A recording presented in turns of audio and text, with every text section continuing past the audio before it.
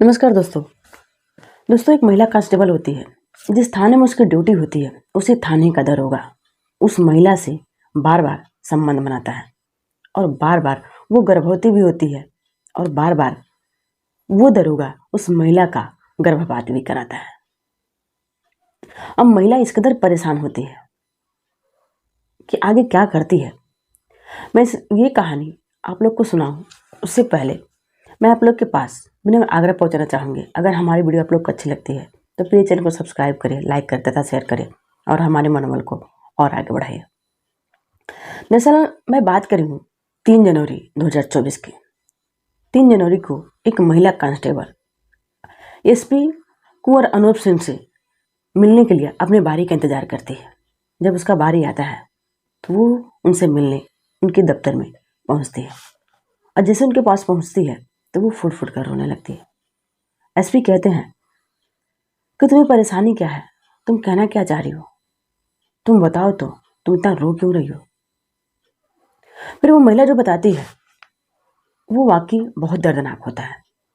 दरअसल वो बताती है कि अलीगढ़ का एक थाना लगता है मझोला, जो हाईवे के किनारे है। उस मझोला थाने में ही वो हेल्प डेस्क पर काम करती थी। रात का समय था। वहां से एक दरोगा उस रास्ते से गुजर रहा था जिसका नाम होता है ललित चौधरी। वो उस लड़की को जब देखता है तो उसके पास जाता है। क्योंकि जो लड़की थी वो दिखने में सुंदर थी। तो जाता है तो पूछता है कि तुम रहने वाली कहाँ की हो, तुम कहाँ से आई हो। तो वो लड़की बताती है कि मैं अलीगढ़ का एक गांव लगता है, मैं वहां की रहने वाली हूँ। फिर वो दरोगा कहता है कि तुम क्या बोली हो, एक बार और बोलना। फिर वो वही चीज दोहराती है कि अलीगढ़ का एक गांव लगता है, मैं वहीं की रहने वाली हूँ। जब दरोगा ये बात सुनता है ललित चौधरी तो वो कहता है कि मेरा तो उसी गांव में ननिहाल है। अब जब महिला कांस्टेबल सुनती है तो उसको भी खुशी होती है। फिर वो पूछती है कि आप कहाँ के रहने वाले हैं। तो वो कहता है कि मैं बुलंदशहर का रहने वाला हूँ। जब महिला कांस्टेबल ये बात सुनती है तो मानो उनकी कोई अपना मिल गया। यानी कोई भी जब कहीं अलग रहता है तो उसको जब अपने तरफ का कोई मिलता है तो जाहिर सी बात है एक लगाव हो जाता है, एक दोस्ती हो जाती है, एक अपनापन महसूस होने लगता है। वही उस महिला कांस्टेबल के भी दिमाग में आया, वो भी वही सोची। तो ये जो दरोगा था ललित चौधरी वो कहता है कि अगर तुम्हारी ड्यूटी खत्म हो गई है तो चलो मैं तुम्हें अपने गाड़ी से छोड़ देता हूँ। अब उसको कोई आपत्ति भी नहीं होता है क्योंकि उसके गांव में उसका जो ननिहाल था। अब महिला कांस्टेबल को लगता है कि सब कुछ सही है, सब कुछ ठीक है। वो मान जाती है, गाड़ी में बैठती है और चले जाती है। अब एक नहीं बल्कि कई बार जो दरोगा था वो उस महिला से किसी न किसी बहाने उसके पास जाता, उसको घर तक छोड़ने की बात करता, इन्हें उससे नजदीकियां बढ़ाता। नजदीकियां बढ़ाते बढ़ाते वो उसको इस कदर अपने जाल में लेता है कि उससे ये प्यार करने लगता है। दरअसल वो प्यार करती नहीं लेकिन वो अपने बहकावे में लेता है। उसके दिमाग में पूरी तरह से ये हावी हो जाता है। फिर धीरे धीरे उसे नजदीकियां बढ़ा करके उससे प्यार करने लगता है और प्यार करने के बाद उसके साथ ये फिजिकल रिलेशन बनाता है।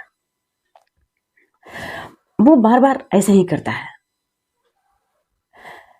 कुछ दिन बाद उस महिला के यानी जो कांस्टेबल थी महिला कांस्टेबल उसके पेट में दर्द होता है। जब जाकर के हॉस्पिटल में वो चेकअप कराती है तो डॉक्टर बताते हैं कि आपके पेट में बच्चा है। अब ये बात वो ललित चौधरी को बताती है यानी दरोगा को बताती है। दरोगा कहता है कि ठीक है, कोई बात नहीं, तुम परेशान नहीं होना, मैं कुछ गोली ला करके दूंगा जिससे जो बच्चा है वो तुम्हारा गर्भपात हो जाएगा। इसमें कोई टेंशन की बात नहीं है। फिर वो दवा ला करके देता है, उसका गर्भपात हो जाता है। लेकिन ये चीज़ें उसके साथ जारी था, यानी बार बार उसके साथ संबंध बनाता था। एक बार, दो बार, फिर तीन बार, यानी तीसरी बार भी उसके साथ यही चीज हुआ था। यानी तीसरी बार भी वो माँ बनी थी, उसके पेट में ललित चौधरी का बच्चा था। फिर एक रोज जो महिला कांस्टेबल थे उस दरोगा के मोबाइल पे फोन करती है, तो उसका जो फोन है एक महिला उठाती है। अब महिला बताती है कि तुम कौन बोल रही हो? तो वो महिला कांस्टेबल कहती है कि मुझे ललित चौधरी से बात करना है। वो कहती है कि ललित चौधरी से, तुम कौन होते हो, तुम तो कुछ बताओ कि तुम कौन हो। तो महिला कांस्टेबल पूछती है कि आप कौन हो? तो वो कहती है मैं ललित चौधरी की बीबी हूँ। ये महिला जब इतनी बात सुनती है तो उसके पैर तले जमीन से खिसक जाती है। ये महिला कांस्टेबल के, उसको नहीं लग रहा था, यानी अभी तक उसको कुछ नहीं पता था कि वो शादीशुदा है। फोन पे ही इन दोनों के बीच लड़ाई झगड़ा भी हो जाता है। फिर ललित चौधरी उस महिला से मिलता है, यानी कांस्टेबल से। फिर ये पूछती है तो वो कहता है कि हाँ मैं शादीशुदा हूँ, लेकिन इसमें क्या आपत्ति है, मैं तुम्हें भी शादी करके ही रखूंगा। फिर वो कहती है कि अभी जो मेरे पेट में बच्चा है उसका क्या होगा। फिर उसको वही चीज कहता है कि तुम इस बच्चे को गर्भपात करा लो, यानी दवा में ला करके दे रहा, तुम वो दवा खा लो, बच्चे का गर्भपात हो जाएगा। लेकिन इस बार जो महिला कांस्टेबल थी वो साफ मना करती है, बोलती है कि नहीं मैं ऐसा नहीं करूँगी। लेकिन जबरदस्ती जो दरोगा था उस महिला कांस्टेबल का गर्भपात करा देता है। इसके बाद जो महिला कांस्टेबल थी वो उससे किनारा करती है, लेकिन बार बार जो दरोगा था उसके पीछे जाता है, उसके पीछे पड़ता है। लेकिन जो महिला कांस्टेबल थी वो कहती है कि तुम अपनी ज़िंदगी में खुश हो, तुम अपनी बीवी के साथ खुश हो, तो मुझे भी अपनी ज़िंदगी जीने दो, यानी मुझे शादी करने दो और मुझे भी अपनी ज़िंदगी जीने दो। फिर उसके परिवार वाले उसकी शादी तय कर देते हैं। जब ये बात उस दरोगा को पता चलता है तो एक रोज दरोगा उस महिला कांस्टेबल के घर पे जाता है और वो नहा रही होती है और अचानक उस बाथरूम में घुस जाता है वो, उसकी पत्नी और उसका एक भाई। फिर उसी अवस्था में उसके साथ मारपीट करते हैं सब, कुछ उसका फोटो और वीडियो भी बना लेते हैं। इसके बाद वो चले आते हैं। लेकिन जो महिला कांस्टेबल थी वो परेशान थी कि आखिर करे तो करे क्या, कहे तो कहे किससे। फिर वो कई बड़े अफसरों से कहती है, लेकिन कहीं उसकी सुनवाई नहीं होता है। कोई मानने को तैयार नहीं था कि ये दरोगा ललित चौधरी ऐसा कुछ कर सकता है।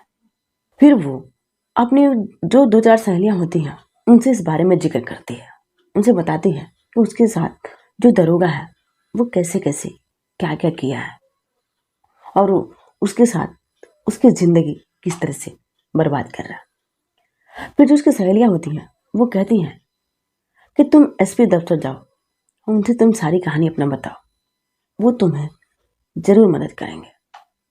फिर महिला 3 जनवरी 2024 को एसपी के दफ्तर जाती है और उनसे सारी कहानी बताती है।